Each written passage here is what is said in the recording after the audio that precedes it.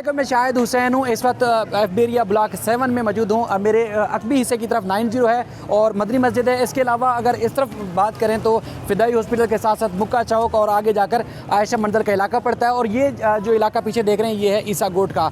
Sindh high court के 2 रुकनी bench ने 17 मार्च को महकमा कच्ची आबादी, डिप्टी कमिश्नर सेंट्रल और दीगर को हुक्म दिया कि ये इलाका गैर कानूनी है, इसके खिलाफ ऑपरेशन किया जाए, इसको मसमार किया जाए। कुछ दिन पहले नोटिस जारी किया गया DC की तरफ से इन मकीनों को कि इलाका खाली कर दिया जाए। उसके बाद फिर आज यहाँ मशीनरी के साथ और पुलिस और दीगर जो इंतजामिया है वो पहुँची थी और यहाँ के बिजली, पानी और गैस के कनेक्शन काट दिए गए हैं। अब हम कोशिश करेंगे कि घरों की तादाद कितनी है और कब कब अदालत का ऑर्डर सामने आता रहा और उसके बाद फिर जो कुछ कोर्ट में हुआ वो भी उसकी तफसीलात भी आपके सामने रखूँगा। और उसके बाद फिर यहाँ इलाका मकीनों से भी बात करते हैं कि उनका क्या कहना है। वो चूँकि अदालत में जो बात सामने आई थी जिसमें बताया गया था कि ये प्ले ग्राउंड है, रफाही प्लाट है, लेकिन इसके ऊपर गैर कानूनी तौर पर इतनी बड़ी आबादी कायम कर दी गई। अब उसकी तफसीलात भी आपके सामने रखेंगे, तो लिहाजा मेरे साथ रहेगा। ईसा गोट के मकीन ऑपरेशन और उसके अलावा इनका जो बिजली पानी काटा गया उसके खिलाफ एहतिजाज भी करें। इस वक्त मकीन यहाँ पे बड़ी तादाद में मौजूद हैं। आप ये बताएं क्यों एहतिजाज कर रहे हैं? डंडे वाला ये भी बोलो, सब जानते हैं मुझे ऊपर पैमाने तक। आप ऊपर पैमाने तक बता दें कि क्या क्यों एहतिजाज कर रहे हैं? सर अस्सलाम वालेकुम तमाम देखने वाले को अब्दुल सत्तार डंडे वाले की तरफ से। बात यह है कि 1963 में मेरे वालिद साहब की शादी इसी गोट में हुई। यहीं से बारात गई पंजाब और शादी करके वालिद साहब इधर आया 1963 से लेके अभी तक 59 साल तो ये बनते हैं। उसके बाद 60 से 62 साल ये आबादी है।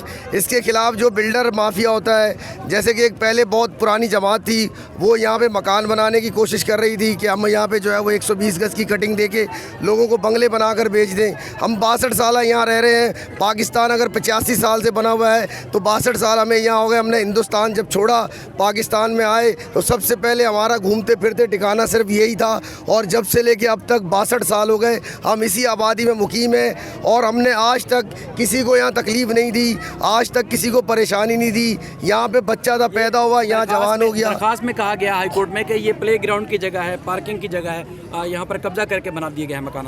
ये बात लिख रहा है, इससे ये पूछा जाए कि आया कि जब ये आबादी यहाँ पे आई और जब ये यहाँ पे रिहाइश वजीर हुए उस वक़्त कराची के नक्शे में कोई पार्क अलाउड नहीं हुई थी। थोड़ा तो वो तो करगवा का खाली तमाश। जब उस कराची के नक्शे में आबादी अपना पार्क थी नहीं नक्शे के अंदर, जिस दौरान हमारी ये आबादी यहाँ मौजूद थी और ये जितनी बिल्डिंगें हैं ये सब जंगल की शक्ल थी। यहाँ कोई बिल्डिंग नहीं थी सिवाय अब्बास स्क्वायर के, आयशा मंजिल पे फ्रंट के ऊपर है। बाद में बिल्डिंगें बनी है, हमने आगे इसको आबाद किया है। कराची जो है गुरु मंदिर से आगे था, इधर जो जंगल था उस जंगल को मंगल बनाया ओड राजपूतों ने। इस शहर को गुरु मंदिर से लेके यहाँ तक ओड राजपूतों ने इसको शहर बनाया। आज उनको ये खाना बदोश लगते हैं। हम ईंट से ईंट बजा देंगे, हम आला क़यादत से दरख्वास्त करेंगे। हम जितनी पाकिस्तान की जमातें सबसे दरख्वास्त करेंगे हमारे साथ इंसाफ हो, हमारे साथ इंसाफ हो। हमारे पास लीज़ कच्ची आबादी, हमारे पास लीज़ KMC, हमने हर तरह से अपना अप्रूवल किया हुआ है सारा टोटल। हमारे पास गैस का बिल, बिजली का बिल, हमारा उस अपना क्या नाम है उसका, पानी का बिल, टैक्स होल्डर है हम लोग। सारी चीज़ें हमारी कंप्लीट है। सिर्फ साजिश हो रही है, कोई पार्क का नक्शा ही नहीं था जब हमें आगे आबाद हुए थे। मजीद आप लोग हम कहाँ लेके जाएंगे, किधर जाएंगे? अदालत में ये बात हुई है कि इलाका गैर कानूनी है। अदालत में ये बात हुई है कि इलाका गैर कानूनी है। नहीं, कोई गैर कानूनी नहीं है। कौन बोलता है? सारी जिंदगी हमने यहाँ निकाल दी। छोटे छोटे हमारे बच्चे, हम गरीब इंसान। अच्छा, ये अब कोर्ट का ऑर्डर है, अदालत ने कहा कि 2013 से हम बार बार ऑर्डर दे रहे हैं, ये जगह गैर कानूनी है, इसको मसमार किया जाए। अब बिजली पानी तो काट दिया है, अब हुकूमत आपको बार बार टाइम भी दे रही है, तो कब खाली करेंगे ये? असल में एमनेटी प्लाटों पर 38 आबादियाँ थी जिसमें एक असम्बली बनी थी। Karachi commissioner, Karachi secretary law और वज़ीर आला अब्दुल्ला शाह और गवर्नर मियां मोहम्मद सुमरो, उनके सब के साइन हैं। उस समरी में 38 आबादियों को में से 17 आबादियों को लीज़ के लिए KDA ने अनौसी दी, जिसमें ईसा गोट भी है। ठीक है, अब तो सैकड़ों बन चुकी है एमनेटी प्लाटों पर लीज आबादियाँ। ठीक है, तो कोर्ट ने तो ये तोड़ने का ऑर्डर दिया, तो अदालत से रजू किया, सिंध गवर्नमेंट से बात नहीं की। 400 से ज़ायद घर हैं, तो ये लोग कहाँ जाएंगे सर? तो कहाँ जाएंगे? हम यहीं मरेंगे, यहीं जिएंगे, ये हमारा हक है। हमारी 3 नस्लें बड़ों की यहाँ ख़त्म हो चुकी हैं, जो वफात पा चुके हैं। हम चौथी नस्ल में हैं, 5वीं नस्ल में ये बच्चे हमारे जवान हो रहे हैं। ठीक है ना? तो क्या आप अदालत के पास जाएंगे, कहाँ जाएंगे? अब तो होती है कि इसको तोड़ना है। अब हमें एसडीएम और कमिश्नर डीसी कह रहे हैं कि 3 दिन का आपको टाइम देता हूँ। हफ्ता, इतवार, पीर ये भी छुट्टी का दिन है, अदालतें बंद हैं, हम किसके पास जाएंगे? हम एहतजाज करेंगे, अपने आप को आग लगाएंगे, मरेंगे यहीं। हमने जीना मरना यहीं है, हम कहीं नहीं जाएंगे। हम हमारी वज़ीर आला सीएम साहब से, मुराद अली शाह से अपील है कि इस पर एक्शन ले। और बिलावल साहब से भी हमारी दरख्वास्त है कि इस पर एक्शन ले। हम पाकिस्तान पीस पार्टी के झाले हैं, कोई नहीं सुन रहा, सबको फ़ोन कर रहे हैं। सिर्फ हमारे सिटी एरिया के सदर सलाह सोलंकी साहब आए हुए हैं सुबह से ही, और कमिश्नर तोड़ने के लिए आया था, जो नमाज के वक्फे के बाद बोला कि आप लोग मेरे ऑफिस में आ जाए, वहाँ बात करेंगे। अब यानी कि वही लॉलीपॉप देकर चले गए हैं कि 3 दिन वो दिए हैं जिनमें गैस, पानी, बिजली भी काट गए हैं। ईसाकोट की हमारे बीवी बच्चे इस वक्त गर्मी कितनी है, परेशान हाल बैठे हम लोग, कोई हमारा पुरसाने हाल नहीं। अच्छा, ये कुछ तकरीबन 13-14 गोट लीज करने के हवाले से भी कोर्ट ने, बल्कि सिंध गवर्नमेंट ने इकदाम उठाया है। क्या ये उस हाँ बिल्कुल उसमें शामिल है, उस लिस्ट में शामिल है, और बहुत पुरानी 50-55 साल पुरानी आबादी है। तो ये तो ज़ाती तौर पे, और ये बिल्डर माफिया जो ना ये सारे काम कर रहे हैं कि जगह खाली करा जाए। इनको पैसों की ऑफर होती है कि आप कुछ पैसे ले लो, जगह खाली कर दो, 2 प्लाट दे दो, 3 प्लाट दे दो। ये नहीं मान रहे, लेकिन अब ये दूसरी तरफ से ये कर रहे हैं कि किसी ज़बरदस्ती कोर्ट का सहारा लेके और ये सारे मामलात कर रहे हैं ये लोग। Thank you. गवर्नर बाल्डी ने भी इस कोर्ट को पास किया है। सर आज ही तो नहीं है, ये जाली हमारे पे थोपा गया। हमें पार्टी क्यों नहीं बनाया? आज 3 दिन पहले आके डीसी बोल रहा कि ये तोड़ूंगा, जाके स्टे ले लो, तो कैसे लेंगे? सर हमें टाइम मिले, हम भी अपना मौक़िफ़ करेंगे, जे हम तोड़ेंगे, बिल्कुल तोड़ेंगे। हमारी लीज पहले है, कोई ये नहीं है कि 2 नंबर हैं या कुछ है। आज बिजली पानी काट दिया? आज ये बिजली पानी हमारा काट दिया। आज आए थे तोड़ने, अब बोल के गए कि 3 बजे फिर वापस आ रहे हैं। अब हम मर तो सकते हैं ये रोड पे, हम ये जगह ऐसे नहीं छोड़ेंगे किसी के कहने पे। कोई और बात करेंगे? अस्सलाम वालेकुम। 1900 क्यों? हम एहतजाज इसलिए कर रहे हैं कि भाईजान हमारे घरों को तोड़ा जा रहा है, जो हम तकरीबन 1957 और 58 से हमारी 3 नस्लें यहाँ मर चुकी हैं बड़ों की, जिसके बाद हमें ये सिंध कच्ची एस्का आबादी ने लीज दी है।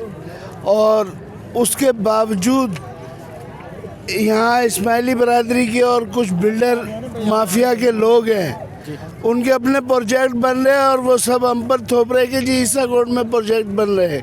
कोई ऐसी बात नहीं है। तो लिहाजा हमारे घरों को ना तोड़ा जाए। हमारे पास लीजें हैं 2008 से 9 से, ये लीजें हैं। ठीक है। कुछ लीजें यानी कि कुछ चालान भरे हुए हैं बैंक में गवर्नमेंट को, कमर्शियल प्लान है, हर चीज़ यानी कि मौजूद है। उसके बावजूद ये इस्माइली बरादरी के अब्दुल अली नूर, जो लैंड माफिया का गुंडा है यहाँ ब्लॉक 7 में, वो लगा हुआ है जी, और उसके साथ चंद इस्माइली बिल्डर भी हैं। तो जो आप क्या कहते हैं, खाली कर देंगे घर? अब सर हम कहाँ जाएंगे? हम तो मर जाएंगे, हम कहाँ खाली करेंगे? हम तो बर्बाद हो जाएंगे। ये हम लोगों ने पैसा भरा है, हमारी लीजें हैं, सब कुछ है, हमारे साथ नाइंसाफ़ी है। हमको इंसाफ दिया जाए बस। ठीक है। आप क्या कहेंगे? अस्सलाम वालेकुम भाईजान, मैं ये कहूँगा वज़ीर आज़म से और वज़ीर आला से, मैं चीफ जस्टिस को पाकिस्तान से ये रिक्वेस्ट हमारी है कि हम लोग 1947 से हिजरत करके पाकिस्तान आए हैं, और उसके बाद से हम लोग यहाँ रिहाइश पजीर है। हमारी 3 नस्लें ख़त्म हो चुकी है। मैं मेरी जो खुद 52 की एज है और मेरी पैदाइश इस जगह की है। हमें जब सिंध कच्ची आबादी से लीजें मिल चुकी हैं, सब कुछ प्रॉपर कागजात दिखा रहे हैं, तो हमारे साथ ज़्यादती क्यों की जा रही है? वज़ीर आज़म साहब से भी अपील है, ख़ास करके चीफ जस्टिस को पाकिस्तान से, कि हमारे पे नज़रसानी की जाए। हमारे पेपर नहीं चेक किए जा रहे, हमें बोलने का मौका तक नहीं दिया। केस जो कोर्ट में किया है वो किया हुआ है, सुफियान यूसुफ थे MNA MKM के, वो यहाँ के मालिक बने हैं, और नूर अली जो है वो अब्दुल नूर ने केस किया। ये आपस में केस लड़े, ईसा कोर्ट के मकीनों को केस में जो है ना शामिल ही नहीं किया गया। हम लोगों ने अभी पटिशन दायर की है, तो हमें मतलब अभी भी जो है उसका कोई रिजल्ट नहीं दिया जा रहा है। कितने घर हैं, कितनी आबादी है जिसको तोड़ने के लिए आए हैं, आप क्यों एहतिजाज करेंगे? हम लोग ये बात है, हम लोग यहाँ इतने अरसे से बड़े, हम वज़ीर आज़म से दरख्वास्त करते हैं कि हमें मदद चाहिए उसकी, हमें बचाएं। हमारा बस्ती है, हम बच्चे लेके कहाँ जाएंगे? हम कहाँ रोड के ऊपर बैठेंगे? हम लोग को लाइटें भी काट दी, पानी भी 2 हफ्ते से नहीं आ रहा। हम इतनी मुश्किल में पड़े हुए हैं, लाइट भी काट दी। हम लोग कहाँ जाएं? जाके हमारे घरों में देखो, बच्चों को फाका नजर आ रहा है। हम कहाँ से बच्चों को देंगे? कुछ भी नहीं है हमारे पास। हमारे साथ ही इतना जुल्म हो रहा है। क्यों जुल्म हो रहा है हमारे साथ? ये वज़ीर आज़म को बोलो। हमारे माँ बाप मर गए यहाँ पे ही, हम लोग प्रदेश यहाँ के बुढ़े हो गए यहाँ पे। हम लोग किधर जाएंगे बेटा? इधर से ये नजायज हो रहा हमारे साथ में। इलाका मकीनों की आपने बात सुनी, जिसमें मर्द और ख़वातीन भी शामिल थे। जब ऑपरेशन के लिए यहाँ टीमें पहुँची तो उसके बाद इन्होंने एहतिजाज किया। यहाँ पे टायर नजर आतिश किया गया और भरपूर तरीके से एहतिजाज किया गया। इनका कहना है कि क़याम पाकिस्तान के बाद ये इस इलाके में मुकीम है और इन्होंने किसी ने चालान भरे हुए हैं और किसी ने इस इलाके को लीज़ जो है हासिल की गई है। लेकिन 17 मार्च को जब इस केस की समाअत हुई तो उस वक्त जस्टिस हसन रिजवी ने महकमा कच्ची आबादी और दीगर हुकाम से इस बात का जो है वो मालूम किया था कि क्या कच्ची आबादी और दीगर जो इदारे हैं उन्होंने वाकई में लीज़ दी है या नहीं दी है, या अगर जो कच्ची आबादी का महकमा सिर्फ वो सर्वे करने के लिए बैठा हुआ है और दीगर जो तजावज़ात या गैर कानूनी तामीरात होती हैं उसके खिलाफ कोई कार्रवाई होती है या नहीं होती। बहरहाल अदालत ने 4 हफ्तों का टाइम दिया था कि 4 हफ्तों के बाद 17 मार्च के बाद जो 4 हफ्ते हैं वो इस पूरे इलाके को मस्मार करने के बाद रिपोर्ट अदालत में पेश की जाए। अदालत में ये भी बात सामने आई थी कि 2013 में जब अब्दुल अली नूर ने ये केस दायर किया था सिंध हाई कोर्ट में, तो उस वक्त 15-16 घर तामीर किए गए थे। उसके बाद फिर जब ये केस चलता रहा उसके बाद फिर अदालत के हुक्मनामा सामने आता रहा, लेकिन